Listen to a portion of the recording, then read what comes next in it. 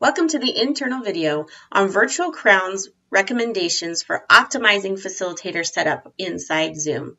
In our short videos today, first we're going to cover a physical to digital translation. Then we're going to talk about optimizing PowerPoint for Zoom, and we'll end it up with setting up your virtual real estate for maximum engagement. Let's go ahead and get started. Okay, let's start with our physical to digital translation. First, we want to think about where our facilitators are coming from, what they're used to in face-to-face training. If I were your facilitator, I can tell you the examples I would have is that I'm headed to my face-to-face training. I'm going to go into that presentation room. I'm going to look for the AV setup. I'm going to plug my computer into it, start my PowerPoint, and I'm going to expect to be able to look at my PowerPoint on my computer for notes and to have the slides projected on either a big screen or a television set for my people. So what that would look like, we can give you an example here on our computer. First off, this is what I've got for preparing my PowerPoint. When I'm ready to present, I've plugged my computer into an AV separate screen, which you can see over here.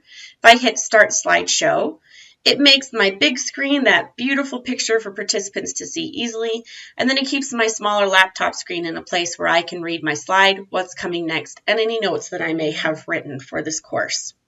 The thing that we may not notice as much when we're teaching in face-to-face is the fact that my technology just needs to host my content. I've got people sitting in the room with me, so I have additional real estate.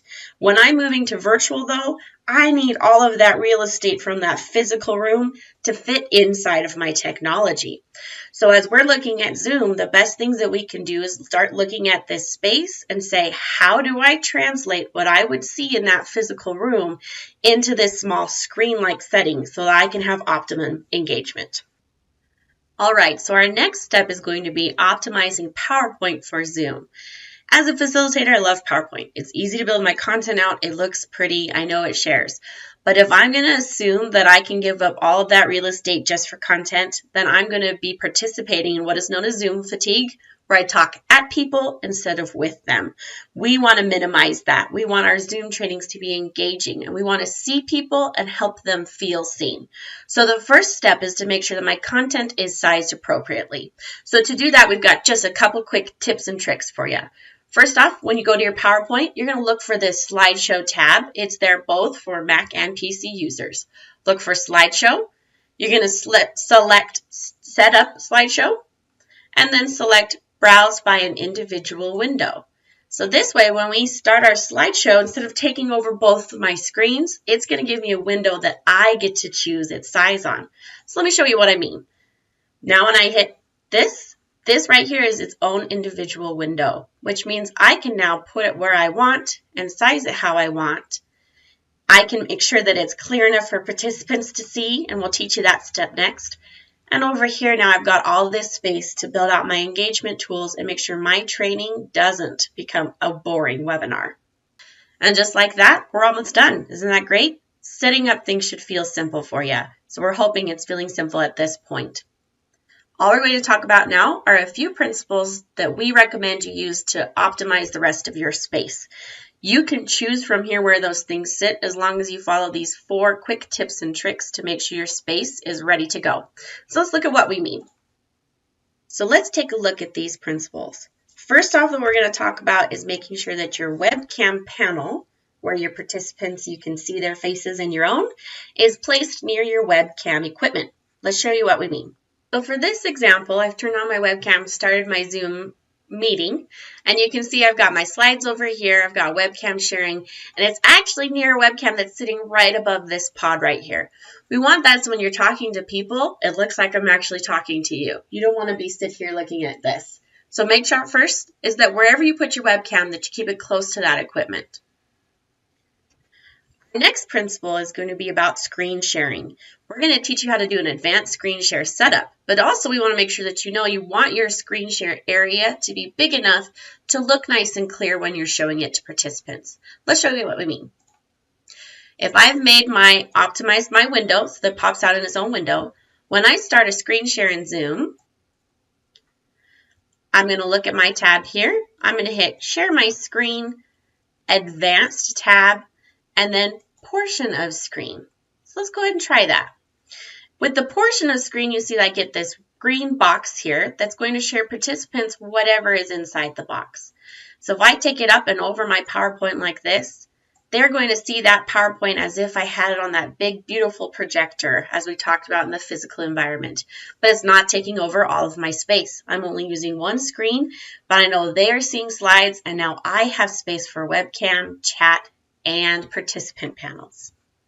Our next principle is to make sure that the toolbar you're using is placed near your screen share area. You don't want to be looking for it while you're trying to present. So what I recommend personally is putting it right below so I know it's close to where I'm going to need it the most. Let me show you what I mean. So I've got my screen share set up on this space right here. And so I'm going to put my toolbar just for ease right here so I've got it nice and close and able to access when I need it. Next principle is to make sure that those chat pods are nice and long. Chat pods in Zoom can't be cleared, and so it's very easy for them to get busy very quickly. And yet, chat is a great way to engage all of your participants at the same time. So you want to make sure you can see as much as possible to not get overwhelmed. So let's show you what that looks like. So let's show you how we can set up a chat pod here. I have to first go to my toolbar and find it. When I start a screen share, it's going to close down all that extra stuff so I can focus on content if I need to. But we're going to assume you're a great facilitator and you want to engage with participants. So to do that, we want to bring those participant features back to the forefront of your real estate. So I go to my toolbar, I'm going to select more, and that's how I'll find that chat pod. Now you see here, I've already placed it and sized it. One of the cool things about Zoom is usually once you're in one Zoom meeting and you set this up, it will remember that setting and pop it back up for you. So we've got this chat here. I'm going to make it a little bit skinnier, but it's now nice and long so I can see where we're going next. Our next principle is going to be that your participant pod is long enough to see most of the class. You don't have to see everybody, but you want to see enough that if you choose to use things such as status icons or you need to mute or unmute somebody in your class, you can see them and know how to do that. Let's show you how to do it real quick. So just like with chat, we're going to need to go find that participant panel and bring it back. Let's bring it out right here. There we go. You see that for this recording, I'm the only one in class. I'm going to move it over and just make sure it's big enough for me to see who's here in class. Now from here, I can fiddle with making this exactly what I want it to look like. Whatever is easiest for me to manage is what I want to have on my screen. And that can be up to you in terms of possibilities. We'll show you a couple that we've used both for a single monitor and for a dual monitor. Okay, so let's start with single monitor. Right now we've used all the principles, but I don't feel like I'm really maximizing the space that I have. So I'm going to show you a couple ways that I personally like to set up my single monitor space. First off, I want my slides actually to be a little bit lower. So I'm going to move these down and over a little bit. I like them to be about the size of my toolbar because I like how that looks for me. So my toolbar fits right here. My screen share, my advanced screen share setting that I have, I'm going to put it right over here on top of this. I do know that's pretty big. That looks pretty nice. It should come through pretty clear for participants. Always worth checking with them though. If it looks blurry, you're going to know you got to give up some other real estate to make that just a little bit bigger. Then I like to make sure my webcam is sized here. And with multiple participants, there is another button right here that's grid view. I like to select grid view and make this long enough that I can see at least 2 rows of people across and then down. That's my best way to see as many participants on video as I can while I'm teaching. So when I look at my slides, they're right there. It's not too much of a distraction for my eyes, and then I can look back up and give my content directly to my folks. Now with that in mind, that means my participant pod, I don't need it as long. So I usually size that right underneath my webcam. And then my chat, I like to have it nice and long and big so I can reference it often and that I can see as much content as possible.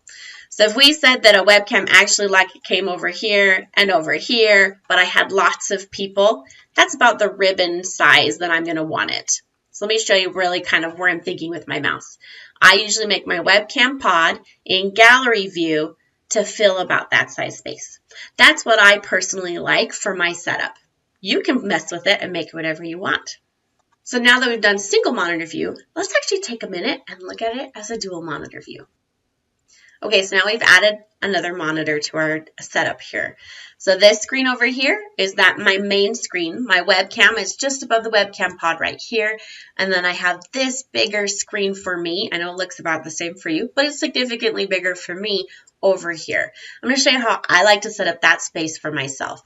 What I first do is I start with content. That's why I'm teaching. I bring my slides over, and And I like to size them about like that, give or take. Then I'm going to size this over the top of them so that my participants see that nice and clearly. And as you can see, one of the cons of this is that you're going to get my side view while I look at those slides. Hopefully, though, I just have to glance at it real quick and then come back to you. Otherwise, you may want to keep the slides on this main computer. It's completely up to you. But I'm going to follow that next principle was I want my toolbar near my slides so that I have those tools where I need them nice and close. And then I'm going to move my participants over here, my chat over here as well. Nice, big, open space. I can see people. I can react to people. And then when I have this screen, I honestly love to use it either for just webcam, or I split my screen and make my webcam panel about this big in panel view, in the gallery view. And then underneath, I fill it with things such as a production guide or notes on my presentation. So let's talk about why that might matter really fast. When we have our PowerPoint set up to present in an individual window, I lose those notes that I might get in that other view. So that can be a drawback for you in terms of how to get this set up for Zoom. Me personally, I'm just going to print it out and reference my notes if I need them like that. Or I'm going to put them in a separate document as a production guide for me to work with me and my producer. It's up to you, though, in terms of how that works. If you need to have your notes, let me show you a tip for that. Okay, so let's give you an option for if you really love the notes that you have written in your PowerPoint presentation and you just want to use it directly from Zoom. Well, this advanced screen share option will also be your friend there. Now, if you have animations, this won't work so well. So it's kind of if you want to choose simpler slides so you can see your notes, this will work.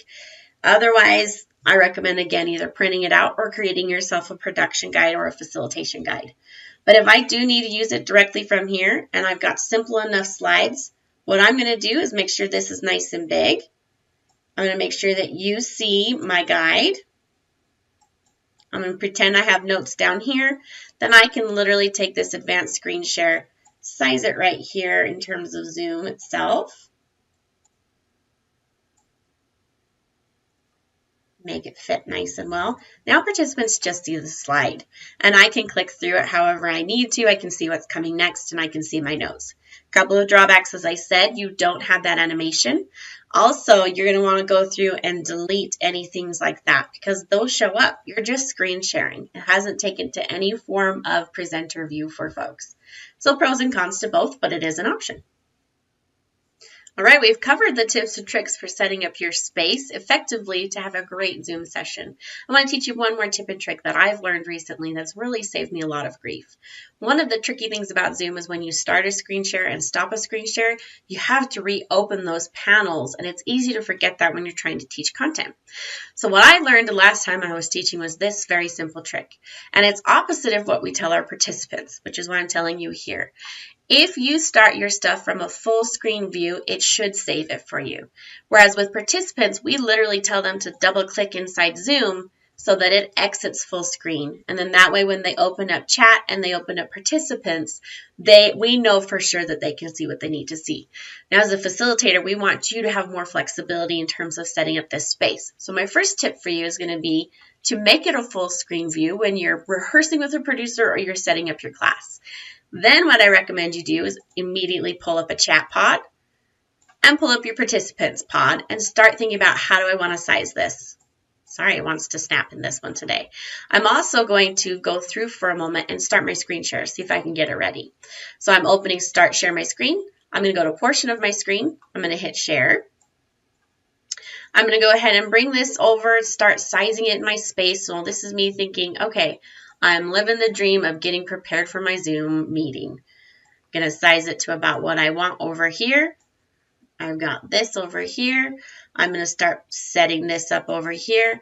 I've got my webcam up and ready to go. I'm going to pretend I've got this sized about right here. Might need to make it a little bit smaller. There we go. That's the setup I'm looking for in terms of sizing. And as you can see, this takes a little bit. I don't want to be doing this while I'm live with participants. And if I need to hand slides off back and forth between my producer and myself, I want to make sure this snaps back as soon as it can. So I'm going to take my chat pod here. I'm going to size it how I want. Let's take it about like that. I like that right there. And then I'm going to open up this participant pod as well. And I'm going to size it down so it's easy for me to reach where I want it. Okay, so it's a little rough around the edges. I probably would spend a little bit more time finessing this. You try not to spend too much time on this video though. I've got this set up. Now let's say I've got the scenario where I said, okay, stop my screen share. I'm going to talk to my producer. Maybe they're going to start a screen share on their end. If they started, as you can see, these stayed on my screen. Hallelujah. They start a screen share. My webcam is going to be up here and their screen is going to show over here. Then if they stop and I say, okay, my turn, here I go, hit start. It's there. It's ready to go. I haven't had to resize it while I'm live. So it's a quick tip and trip just for you.